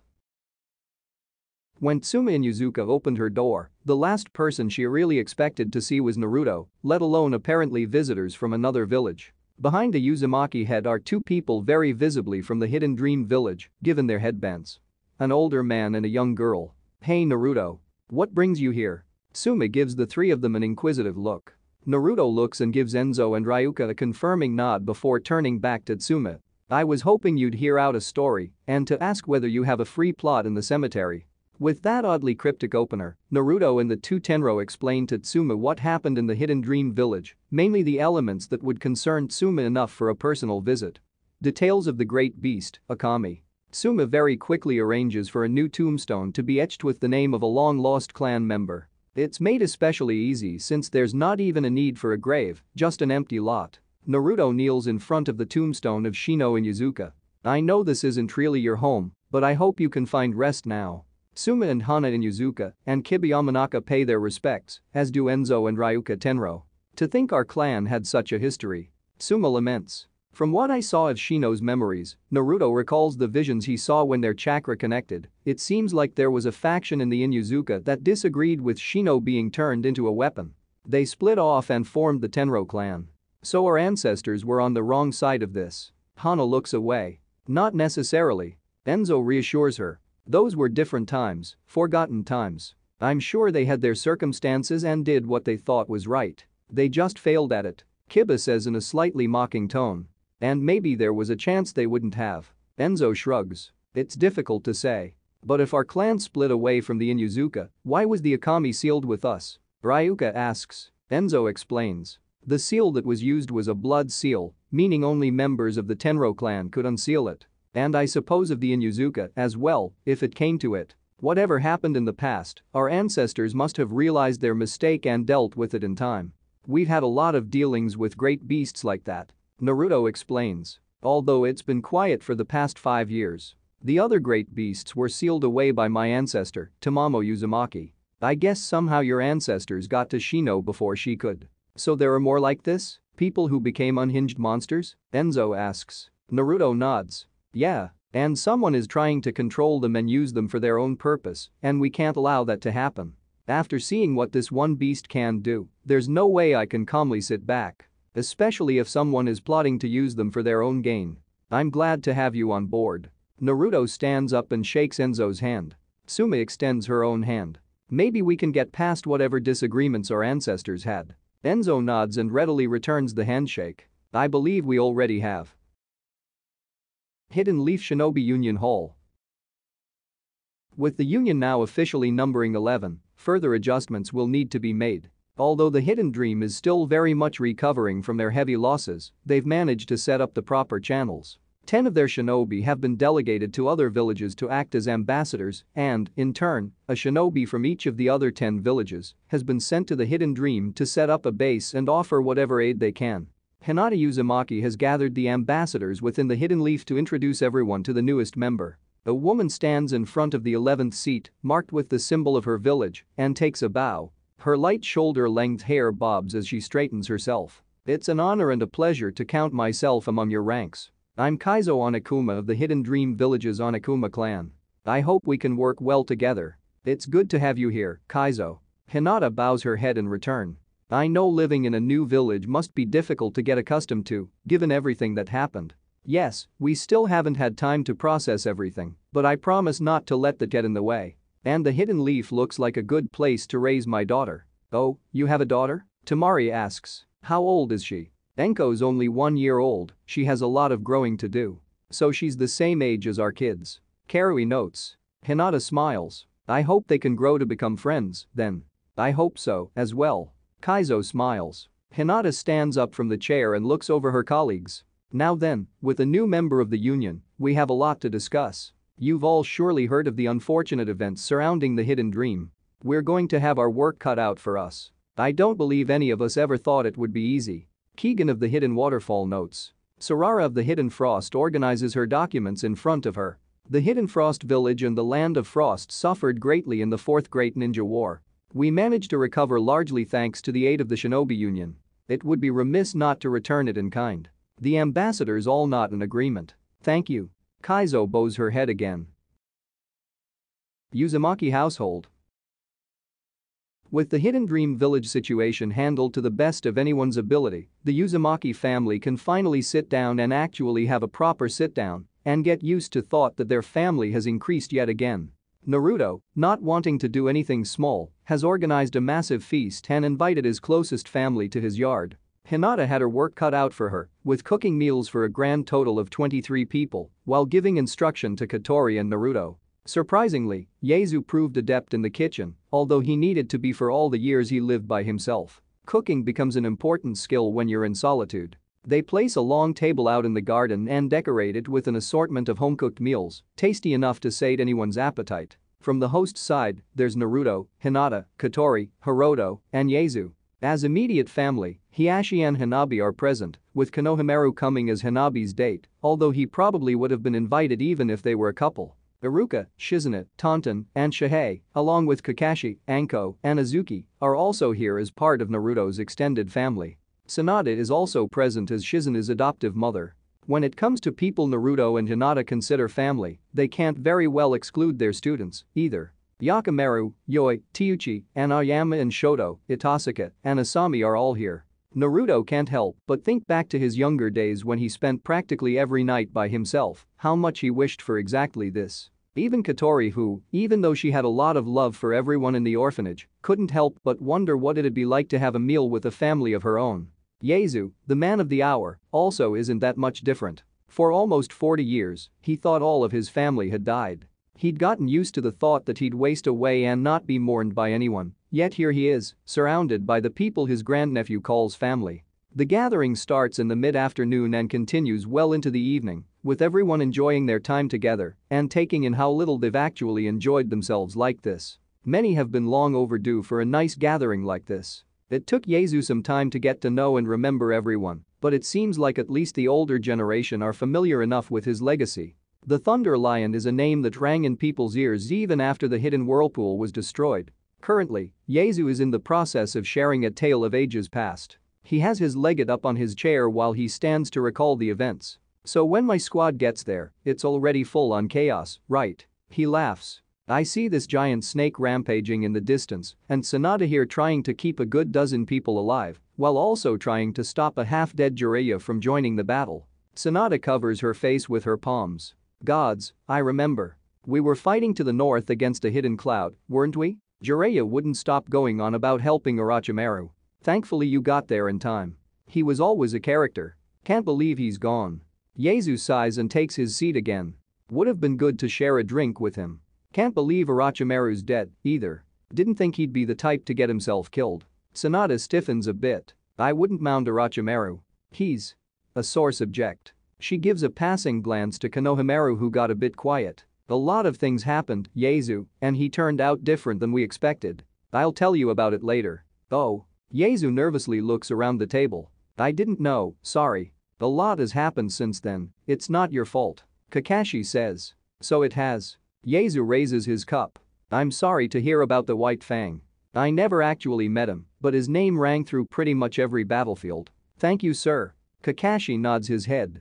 Say, Shoto leans on the table to look to Yaezu, which prompts his father to reprimand him for putting his elbows on the table. Did you fight any of the Hidden Stones Teshin clan? The Teshin? Yaezu scratches his chin. That's right, you're a Teshin, aren't you? I didn't fight any, no. They'd already retired by the time I was given more frontline missions, so I never ran into them. Oh. Shoto leans back in his seat. While the adults converse and catch up on events, Shihei and Azuki run around the yard with Tonton, who may or may not be a willing participant in this game of chase. They also go by Hiroto's chair and play peek-a-boo with the small toddler. Much to their dismay, they're not allowed to take Hiroto and run around with him, but Kakashi summons some his ninja hounds to play with them. The large bulldog bull proves to be a worthy steed for them. Katori, Shoto, and Yakimaru play around with them a bit as well, mainly using their jutsu to wow the kids, with colorful parrots flying around and shiny crystals grown from the ground. During one of their breaks, Team 9 sit inside the house to eat some ice cream away from Shihei and Azuki, who will undoubtedly want some, too. Shoto uses this time to ask a question he knows is uncomfortable for Katori. Have you told Naruto Shisho yet? Katori stops and doesn't take her gaze away from the ice cream. Told him what? You know exactly what. About your parents and. Just stop, will you? She cuts him off with a sharp tone. There's nothing to talk about. What even's your problem? Shoto raises his voice. Did you already forget how we told Yoku to talk to his mom about Teuchi? We established pretty well to not keep this stuff in, and yet you're doing it. Why? Katori throws the tub of ice cream beside her with enough force for it to bounce for a bit. What am I supposed to say, Shoto? Huh? Sorry, Mom and Dad, you're not enough for me? I want to chase around some ghosts. That's not something you just say to your parents. Well, it obviously means a lot to you. Do you seriously think they'd hold it against you? Have you learned nothing about them in 5 years? It doesn't matter. This is my decision. I can't tell them I keep thinking about my birth parents. She shrinks in her seat. I can't do that to them. I've had the same thoughts, you know. Yakimaru speaks up in a soft voice. I keep thinking about my dad, and thanks to you I was able to talk to Mom and Teuchi about it. And they understood. If thinking about ghosts is a bad thing, then what does that make me? He looks her directly in the eyes.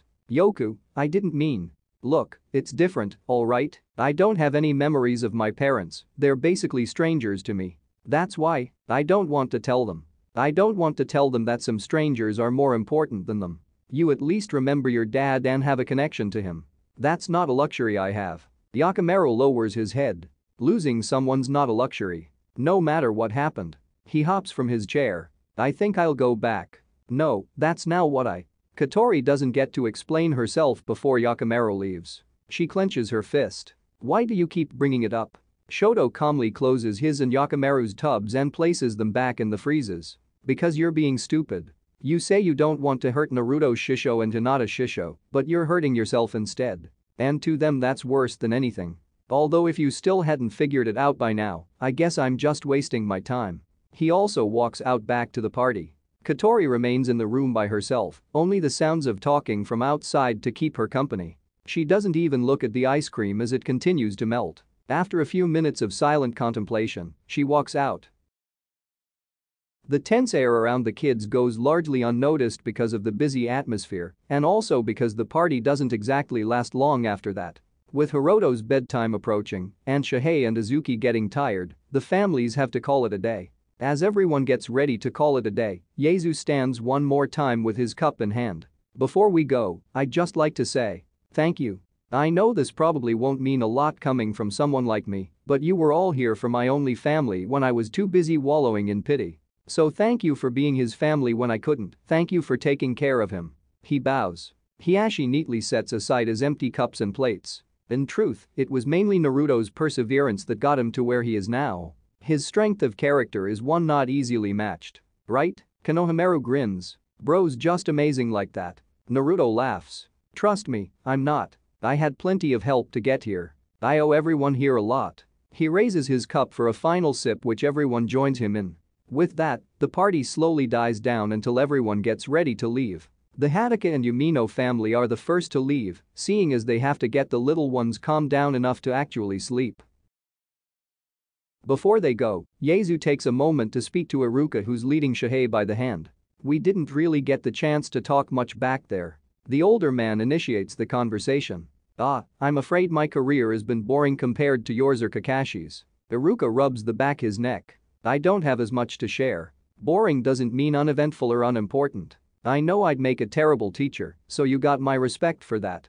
Yaesu laughs. But I heard you've been a strong force in Naruto's life, acted as his father in his wedding. Wanted to thank you in person for everything you've done for him. Iruka shakes his head. I don't know if I deserve such praise. In truth, it took me a while to realize my mistakes. I wasn't there for him as much as I could have been. But you were there as much as he needed you to be, that's enough. When he was telling me about you, he was real energized and passionate. Whatever you've done for him left an impact. Your words honor me. Yaesu claps him on the back. Have a good one, Iruka Yumino. You too, sir. Iruka bows his head and heads on out with Shizune and Shihei. Before the Kagatsu family leaves, Yoi looks back at the messy table and the countless dirty dishes that will need cleaning. As a server, her heart breaks a little at the sight. Are you sure you don't need help cleaning up? She asks. What, that? Naruto laughs. I got it handled. Check this out. Multi-shadow clones. Naruto summons a couple dozen copies of himself to immediately start cleaning the table. I'll have this cleaned in a flash. You mean we? One of his clones corrects him. Yeah, fine, we will. Naruto sighs. Teuchi chuckles. I sure would love to have that skill. Would make running a business so much easier. With you as a one-man staff and Hinata as a cook, I'd be in trouble if you decided to open up a restaurant. You know we'd never do that to you, old man. Naruto laughs and claps him on the shoulder. We already got our hands full with everything else. Well, thank you for having us. Teuchi smiles. It was a very pleasant evening. Thanks for coming. With that, both the Kagatsu and Teshin families head home, and Naruto notes the kids don't see each other off as they usually do. Once everyone has gone and left the Uzumaki family to themselves, Naruto walks up to Katori and hugs her without saying a word. He figures something happened between them, and he figures it happened back in the hidden dream, but since Katori tried to assure him all's well, probing for any more wouldn't help. Right now, the best he can do is be here for her and trust that she'll speak up if she wants to. Katori hugs him around the waist and remains like that for a bit. Hinata walks over to Yaezu, who's holding Hiroto and looking at the boy as if he won't see him for a long time, with a wide smile on his face. I can take him off your hands now.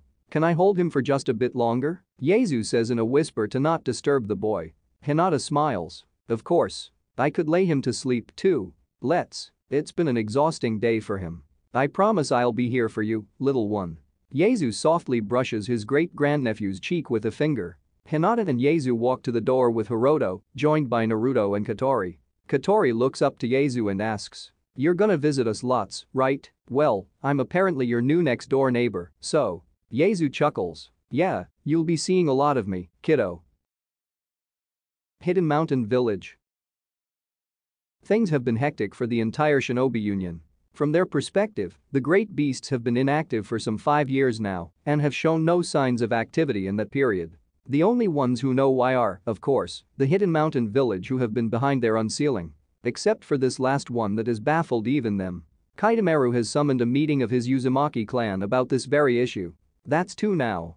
Kaitamaru taps his finger. First a rock monster in the land of Earth, and now the wolf in the hidden dream.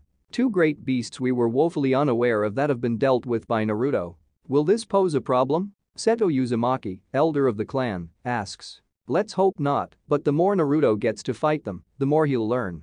Apparently he managed to connect his consciousness with the Okami enough to kill it. That's something we'll need to account for when we release the great beasts behind the Rashomon. When will that be? Jun Uzumaki asks. We've waited for so long now. Not nearly enough as Lord Kaitamaru has. Seto silences her with a glance. It's fine, Elder Seto. Kaitamaru raises a hand in reassurance. I'm aware everyone is impatient. We've had to hide our true selves even more since joining the Shinobi Union, and I know how frustrating that is. Believe me, no one more than me wants to act, but if we're to succeed, we need to bide our time still. We need to strengthen our forces even more and secure a better position for ourselves. Kikyo states. In case you hadn't noticed, we're kind of surrounded by Union right now. That will come with time. I have an exact idea how to make our situation more favorable. I don't trust these Union ambassadors either. Sento Uzumaki peers out the window to the village. Feel like they're always watching. Kaitamaru waves off the concern.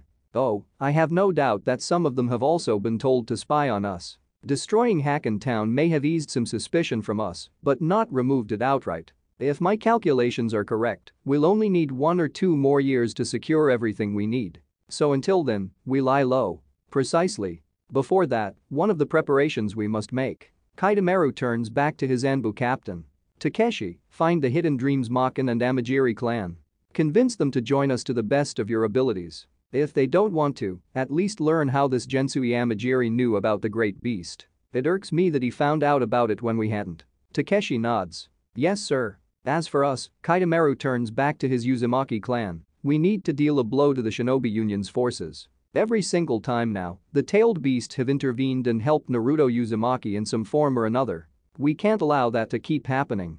You thinking of sealing them away, boss? One person asks. Yes. Either seal them away in a prison or have one of you become a Jinchuriki. Adding to our firepower would be preferable, but I'm concerned about the connection Naruto has with them and how that might interfere. Elder Seto stomps his staff on the wooden flooring.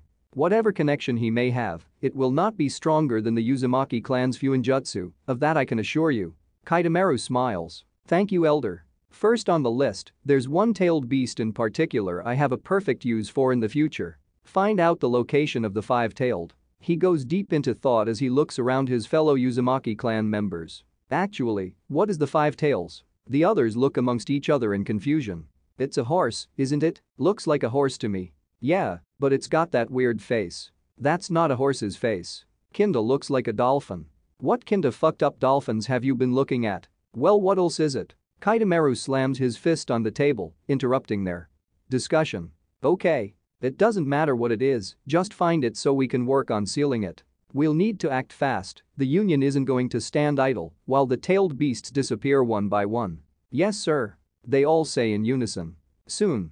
Kaitamaru leans back in his chair. After all these years, we'll have what we're owed. Hidden Leaf Village. High up on one of the leaf's taller pillars, Naruto Uzumaki has taken to sitting and looking over the village. It's not his preferred spot on top of his dad's stone head, but this does bring him closer to the village he's sworn to protect. He closes his eyes as the wind hits his face, causing his orange cloak to billow against it. He takes a deep breath and looks down to the smoking pipe in his hand. It's not something he'd really considered before. The third in Jiraiya smoked a lot and it never appealed to him, just being close to the stuff made him sick. He sighs and takes a long whiff of the pipe. He lasts all of 2 seconds before entering a coughing fit. Pa, I don't think this has the calming effect for me like for you. He says to no one in particular. The pipe itself is one special made in Mount Mayaboku where its contents are also from. Fukasaku gifted some to Naruto and he promised to try it, but it might take some getting used to. Naruto looks back when he senses a presence approaching him and he sees the cloaked figure of Shino Aburama joining him up on the pillar. I didn't think of you as the smoking type. Shino says in place of a greeting. Yeah, I don't think I am, either. Naruto coughs again to clear his throat. You back from your mission in the Hidden Moon? I am, Shino nods, and already I'm hearing you've caused quite the commotion with your own mission. It didn't quite go according to plan. Then we share that in common. Yeah? Naruto raises a brow. Wanna share what happened? And I'll tell you what happened on mine. Shino chuckles. Swapping stories might be fun. Just don't smoke. My Kakachu are sensitive to smoke. Can't smoke at home, can't smoke outside. Naruto sighs and puts away his pipe. Come on, first drinks are on me. He stands up and pats Shino on the shoulder. And the next? On me. Shino says. I believe we may have a long evening ahead of us. End of chapter 72. Next arc. Hidden Moon. Name meaning. Minami Uzumaki. Named after Minamiwaji City on Awaji Island. It's the city that's connected to Naruto City via the Great Naruto Bridge. Hyogo Uzumaki. Named after Hyogo Prefecture, which Awaji Island is a part of. Kaizo Onokuma. Onokuma equals Demon Bear, a Japanese yokai. Kaizo equals named after Kaizo Valley, where the Onokuma is said to originate from. Trivia. Enko Onokuma is Boruto's classmate in Boruto.